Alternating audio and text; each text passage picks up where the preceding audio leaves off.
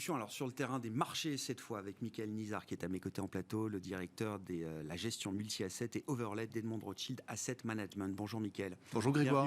Alors je le disais dans le petit sommaire, le message principal c'est que la prudence reste de mise en ce début de deuxième trimestre. Ce qui est intéressant à comprendre, c'est pourquoi la prudence reste de mise. Comment est-ce qu'on peut d'ailleurs classifier, hiérarchiser les différents arguments qui vous font rester prudent dans la gestion des allocations d'actifs. On pourra caractériser justement cette prudence en matière d'investissement, mais qu'est-ce qui vous fait rester prudent aujourd'hui, Michael ? Effectivement, Grégoire, en fait, on réitère finalement le message de prudence avec un sentiment vraiment négatif, et notamment dans nos allocations sur les marchés actions. Et en fait, face au constat que les marchés nous semblent encore assez complaisants face à différents risques, et notamment celui du dégonflement du bilan des grandes banques centrales, à commencer par la Fédérale Réserve, et donc une thématique liquidité qui va de plus en plus se faire sentir sur les marchés. Et donc, en fait, il y a deux grandes raisons pour lesquelles, en fait, nous sommes encore négatifs sur les marchés. Banque centrale et les disparités qu'on peut voir au niveau des conjonctures économiques dans les zones, mais on y reviendra. Au niveau des banques centrales, quand on regarde les taux courts, ça c'est le premier élément, on a eu effectivement une vitesse très rapide et on est allé haut et vite sur les taux courts au niveau de la Fédérale Réserve. Et donc ça, c'est le premier point. On est même allé au-delà du taux neutre, qui se situe à 2,50. On est aujourd'hui, quand on regarde les anticipations des taux courts sur septembre 2023, donc dans un peu plus d'un an, autour d'un an et demi, on est déjà sur 3,10%. Donc on est bien, effectivement, au-dessus des taux neutres. Ce qui est intéressant, c'est que sur cette partie de taux, on a une courbe qui a été de plus en plus plate, voire même inversée. On est pratiquement sur des niveaux inversés sur certaines parties de la courbe, notamment la courbe monétaire. On est autour de 0, on est plutôt sur 10, 20 BP sur la courbe 2 ans, 10 ans. Et en fait, ce qui nous semble vraiment important, c'est qu'en fait, on ne peut pas exclure aujourd'hui que la Fed aille plus loin que le taux neutre, effectivement, pour restaurer sa crédibilité au niveau de l'inflation et pour contrôler finalement la dynamique d'inflation, au risque même de casser la reprise, voire même d'avoir un risque ponctuel peut-être de récession. Donc les banques centrales restent et vont rester pour quelque temps encore une source de volatilité pour les investisseurs. Oui, alors au niveau des taux courts, on a déjà ce problème de... la grande question, c'est de savoir où mettre aujourd'hui les taux par rapport au taux neutre.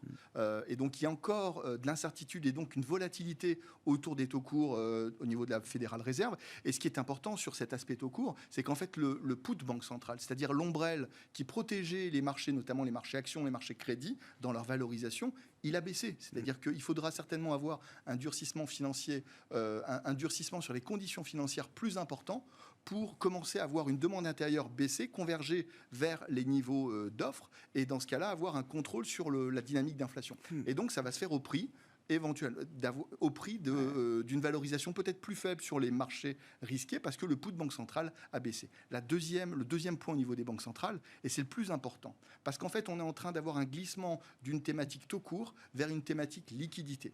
Et il nous semble que la perspective et le narratif qu'on a aujourd'hui sur le quantitative tightening qui se profile d'ici le mois de juin-juillet au niveau de la Fédérale Réserve, la réduction du bilan. La réduction du bilan, qui est attendu de l'ordre de 2 trillions en l'espace de 2 à 3 ans. Donc, on n'a jamais vu ça dans l'histoire des politiques monétaires de la Banque centrale américaine. La seule fois qu'on l'a vu, c'était de l'ordre de 460 milliards de dollars dans la période 2017-2019. Il y a un papier très intéressant de la Fédérale Réserve de Kansas City qui, premièrement, en fait, mentionne et établit un fait avéré entre le quantitative tightening et le durcissement des conditions financières. C'est-à-dire qu'il y a un effet négatif qui doit se produire sur les marchés de la dette, notamment les marchés crédits, et aussi sur les marchés actions. Ce qui est plus intéressant dans ce papier, c'est qu'en fait, ils disent que finalement, ces effets négatifs se produisent à partir du moment où l'implémentation est effective.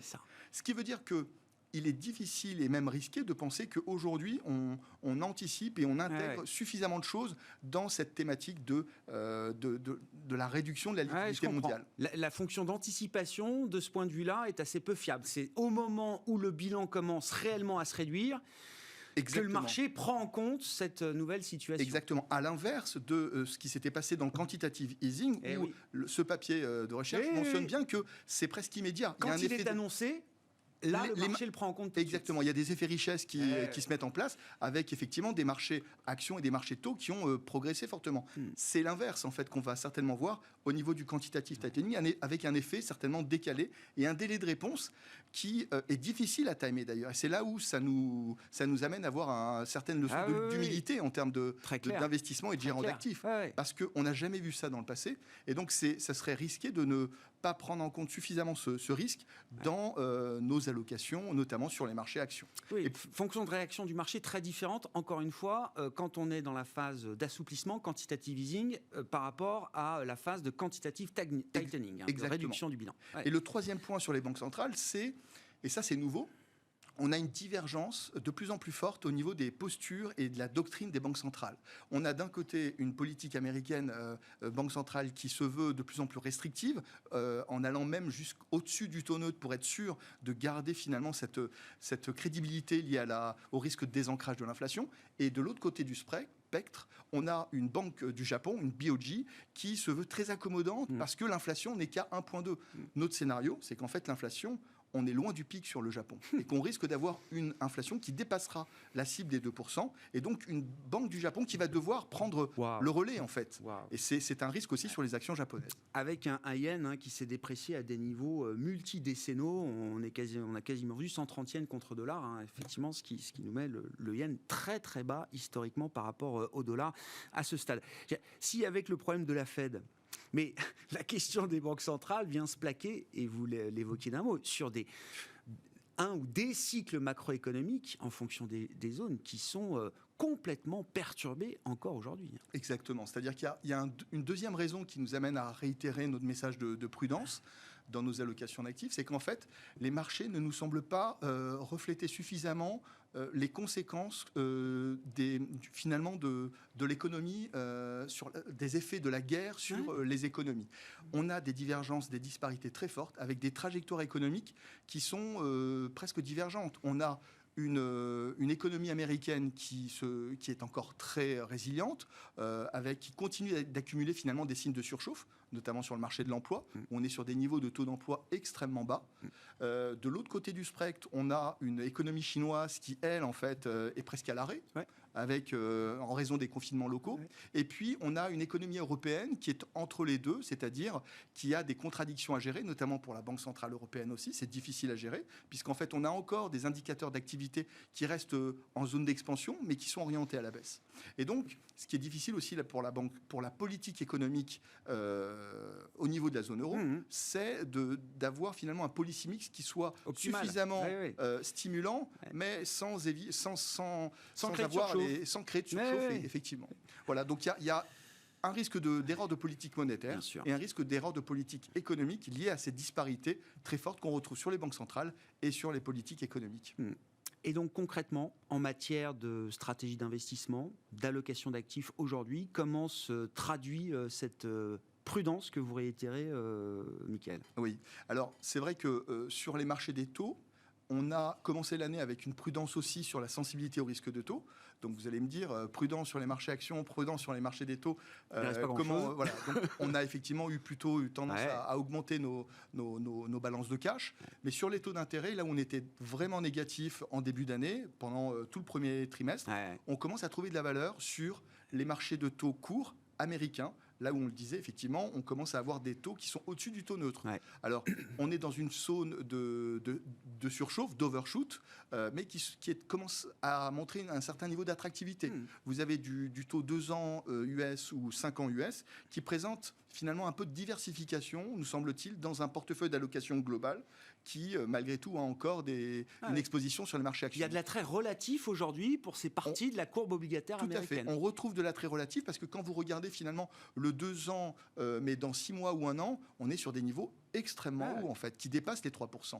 Plutôt proche des 3,20, 3,30. Ce qui veut dire que vous avez un actif de portage qui est suffisamment attractif pour attendre des meilleures conditions financières pour revenir sur les marchés actions. Ça, c'est le premier point, c'est les marchés des taux souverains sur les marchés américains. Il est beaucoup trop tôt de revenir sur les marchés européens parce qu'il nous semble que la Banque centrale a du retard par rapport au chemin qui a été pris par la Réserve fédérale. Par contre, sur les marchés du crédit, on pense qu'il y a un risque sur le marché du crédit américain qui finalement s'avère assez cher par rapport à la dette investment grade, donc grade d'investissement européenne, ou à la dette high yield, au rendement sur le marché européen. Ouais. Donc il nous semble qu'il faut plutôt être couvert par notamment des dérivés de crédit sur les marchés de crédit américains. Ouais. Sur les marchés actions, on est particulièrement prudent sur l'Europe et sur le Japon. Alors si je commence par le Japon, on a parlé tout à l'heure effectivement de cette sous-estimation des risques d'inflation, avec un pic qui sera certainement plus élevé et diffusé dans le temps, parce qu'effectivement on a eu un yen qui était relativement faible, on a des matières premières qui se sont fortement renchéries, et une banque centrale japonaise qui est restée vraiment très accommodante. Toujours. Et ouais, donc ouais. qui a favorisé et qui va favoriser peut-être une surprise sur l'inflation. Ouais. Donc par rapport à cette dimension-là, on est plutôt aujourd'hui neutre sur les actions japonaises, voire même on s'interroge à passer négatif. Alors que sur l'Europe, on est déjà négatif, Ouais, je comprends. pour toutes les raisons qu'on peut connaître, notamment liées aux conséquences de la guerre Ouais. en Ukraine. Mais trop tôt en termes de timing pour remonter peut-être le poids des actions européennes, même partant d'une pondération négative. Tout à fait. Il est encore trop tôt